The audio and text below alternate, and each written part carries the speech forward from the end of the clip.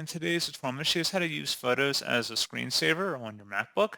So this should hopefully be a pretty straightforward process here, guys. And without further ado, let's go ahead and jump straight into it. So all you have to do is select the Apple icon up in the menu bar and then go down and select System Settings. On the left panel, you want to select where it says Wallpaper and just go ahead and select that.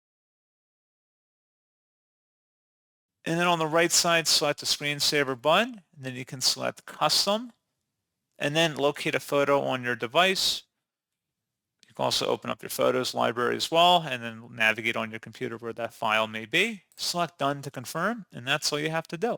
So pretty straightforward process, guys, and as always, thank you for watching. I do hope that was able to help you out, and I do look forward to catching you all in the next tutorial. Goodbye.